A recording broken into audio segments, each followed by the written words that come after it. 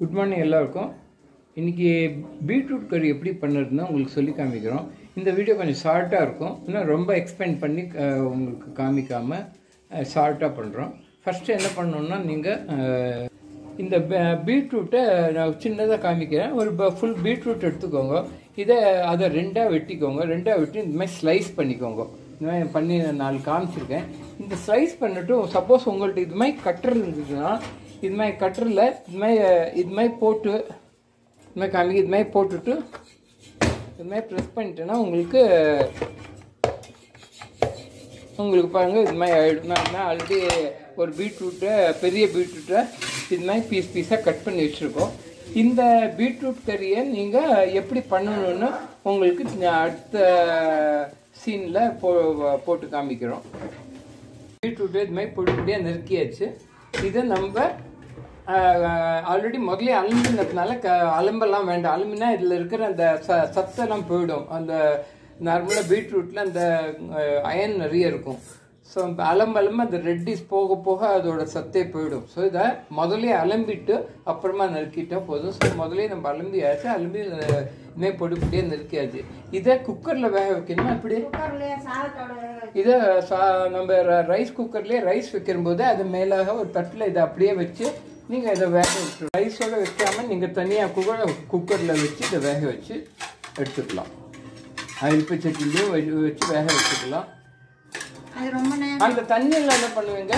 வேக வச்ச தண்ணி சப்போஸ் அந்த தண்ணி இருந்ததுன்னா நார்மலாக அதை நம்ம குடிச்சிடலாம். சப்போஸ் அது ஹெல்த்தியாகவும் இருக்கும். அதை குடிச்சிட்டா உடம்புக்கும் ஹெல்த்தி. இல்லை நம்ம அந்த தண்ணி ரொம்ப தண்ணி விட்டு வேகாமல் இருந்துச்சுன்னா அந்த தண்ணியோடு சேர்த்து கொஞ்சம் நாள் வதக்கினா அந்த தண்ணி சுண்டி போயிடும். அதுக்கப்புறம் ஃபர்தராக ப்ராசஸை கண்டினியூ பண்ணணும். இப்போ பாருங்கள், குக்கரில் நம்ம சாதம் பருப்பு வச்சுட்டோம். இதோட சேர்த்து அந்த பீட்ரூட்டையும் வச்சிடுறோம். வச்சுட்டு குக்கரை மூடிடுவோம். இதில் ஜாஸ்தி தண்ணி ஜஸ்ட்டு தண்ணி தெளிக்கிற அளவுக்கு தான். இந்த ஆவிலேயே அது வெந்துடும். ஸோ இதுக்கெல்லாம் ஜாஸ்தி தண்ணி ஊற்றணும் அவசியம் இல்லை. அதே தண்ணியை ரொம்ப ஜாஸ்தியாக வந்ததுன்னா அதை நம்ம குடிச்சிடலாம். உடம்புக்கு ஹெல்த்துக்கு ரொம்ப நல்லது. இல்லைன்னா அப்படியே போட்டு உள்ப்பு செடியில் போட்டு நல்லா தண்ணி சுண்டுற அளவுக்கு வதக்கிட்டு அதுக்கப்புறம் ஃபர்தராக உப்பு உரப்பு போட்டு அதை பண்ணுறது எப்படியோ அடுத்த வீடியோவில் போட்டு காமிக்கிறோம். இப்போ குக்கர்லேருந்து எடுத்தாச்சு, வெந்துருச்சு நல்லா பீட்ரூட்டு. இப்போ இதில் இருக்கிற தண்ணியை வடிகட்டிடுங்க. இந்த தண்ணி உள்ள இருக்குது பீட்ரூட் வாட்ரு. இதை அப்படியே நீங்கள் குடிச்சிடலாம். உடம்புக்கு ஹெல்த்தியாக இருக்கும். கொட்டிடாதுங்க. ரொம்ப ஹெல்த்தி வாட்ரு. எப்பயுமே நம்ம காய்கறியோட எல்லாத்துலேயும் ஹெல்த்தி தான். எல்லா காய்கறியை நம்ம வேக வச்ச காய்கறிலாம் எதையுமே கொட்டக்கூடாது. ஒன்று செடிக்கு கொட்டலாம், தப்பு இல்லை. சூடு ஆறினோடனே கொட்டலாம், இல்லை குடிக்கலாம். ரெண்டுமே ஹெல்த்தி தான். நம்ம பாவக்காய் தண்ணியை கூட சுகர் இருக்கிறவங்க பாவக்காய் வேக விட்டு அதோட தண்ணியை குடிச்சனால அது ஒரு ஜூஸ் மாதிரி, பாவக்காய் ஜூஸும்பாங்க. அதை குடிச்சோன்னா சுகர் கம்மியாகிடும். ஸோ அது மாதிரி ஒவ்வொரு காய்கறியோட அதோட வேக விட்ட தண்ணி ஒவ்வொரு உடம்புக்கு ஹெல்த்தி மாதிரி. சில எல்லாமே அயன் தான் உடம்புக்கு. ஸோ இப்போ ஒரு சட்டி வச்சுக்கோங்க. அதில் எண்ணெய் ஊற்றிக்கோங்க.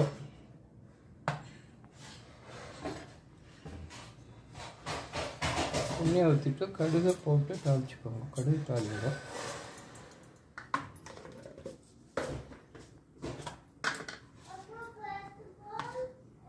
கடுகு வெடிச்சோடனே உளுத்தம்பருப்பு போடுங்க.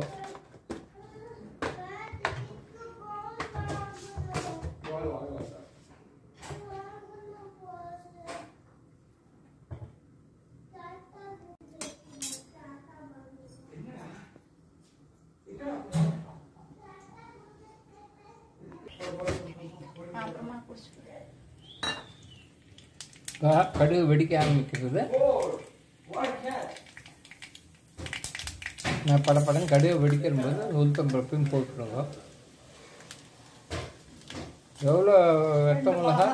2 வெத்த மிளகா போட்டுக்கோங்க. ட்ரை சில்லி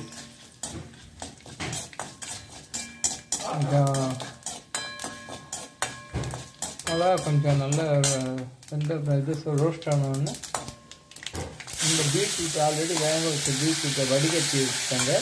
அந்த பீட்ரூட்டை அதில் அப்படியே போட்டுடுங்க.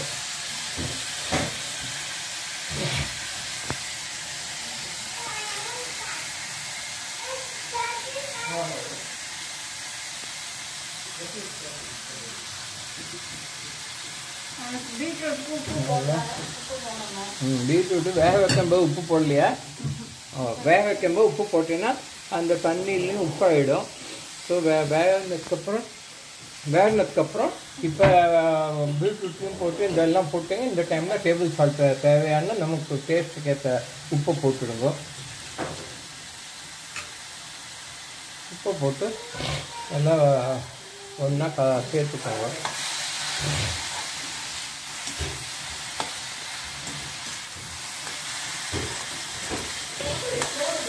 எல்லாம் சேர்த்துட்டு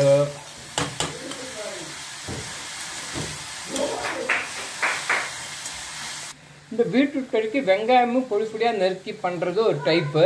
வெங்காயம் போட வேண்டாம்னா இதுமாதிரி துருவின தேங்காவை கொஞ்சம் நல்லா வதங்கினதுக்கப்புறம் இப்போ துருவின தேங்காய் ஒரு 4-5 ஸ்பூன்னு நல்லா போட்டுக்கோங்க. நல்லா ஓரளவுக்கு தேங்காய் அங்கங்கே தெரிகிற மாதிரி இருக்கணும். கொஞ்சம் ஒரு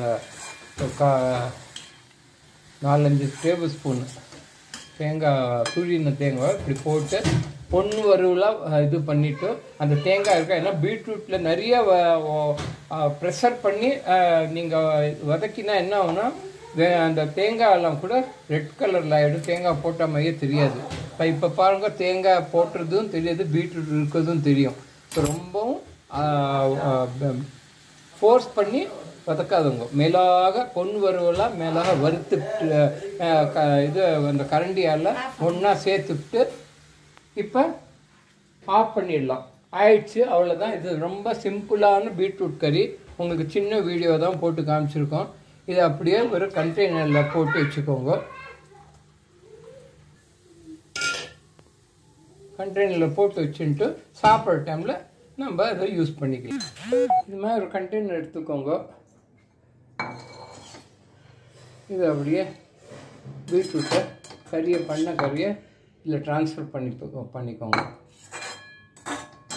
எந்த சாம்பாரோ பொரியோ எதுவுமே அதோடையே வைக்காதுங்க. அதை முடிஞ்சோடனே இதுலையா ட்ரான்ஸ்ஃபர் பண்ணிட்டோன்னா அது நிறைய விஷயத்துக்கு நல்லது. இப்போ நம்ம தெரியாமல் அது சூட்டோடு எடுத்துடுவோம், கை சுட்டுடுவோம், அது ஒரு ரீசனு. இல்லை அப்படியே இப்போ அந்த ஏற்கனவே நம்ம கரெக்டான பக்குவத்தில் தான் பண்ணி இறக்கியிருப்போம். அந்த இல்பச்சட்டி சூட்லேயோ இல்லை பாத்து சூட்லேயோ அதோட டேஸ்ட் மாறிடும். எக்ஸ்ட்ரா சூடு ஜாஸ்தி ஆகிடும், கம்மியாக அடி பிடிச்சிடுறோம். ஸோ இதுக்காக நம்ம மேக்ஸிமம் முடிஞ்ச கையோடைய அதை இன்னொரு கண்டெய்னரில் போட்டு எடுத்து வச்சுட்டேன்னா நம்ம என்ன பக்குவத்தில் பண்ணுமோ அதே பக்குவத்தில் இந்த டேஸ்ட் இருக்கும். டேஸ்ட் மாறாமல் இருக்கும். நிறைய பேர் இந்த வெண்ணெயை எடுத்து வெண்ணெயை காய்ச்சி சுட வைப்பாங்க. அது நெய்யாக மாறினோன்னு அப்படியே இல்பச்சட்டியோடய வச்சுடுவாங்க கொஞ்சம் நாள். உடனே ட்ரான்ஸ்ஃபர் பண்ணாதனால என்ன ஒரு 5 நிமிஷத்தை பார்த்தா எல்லாம் கருகி இருக்கும், அடியில் கருகி இருக்கும். ஸோ உடனே நீங்கள் அதை ட்ரான்ஸ்ஃபர் பண்ணிட்டா நீங்கள் இப்போது எந்த கண்டிஷனில் அந்த வெண்ணெயை உருக்கினீங்களோ நெய்யாக அதே கண்டிஷனில் உங்களுக்கு கிடைக்கும். ஸோ எந்த பொருளும் நம்ம எந்த சட்டிலையோ பண்ணுறோமோ முக்கால்வாசி ட்ரான்ஸ்ஃபர் ஆர் அதர்வைஸ் நீங்கள் அது மாதிரி ரசம் ஈயச்சட்டியில் பண்ணுறீங்கன்னா இதை மாற்றணும்னு அவசியம் இல்லை. ஏன்னா இந்த ஈயச்சட்டியில் இந்த ரசம் இருக்க தான் அந்த ரசத்தோட டேஸ்ட் ஜாஸ்தியாக நல்லாயிருக்கும்.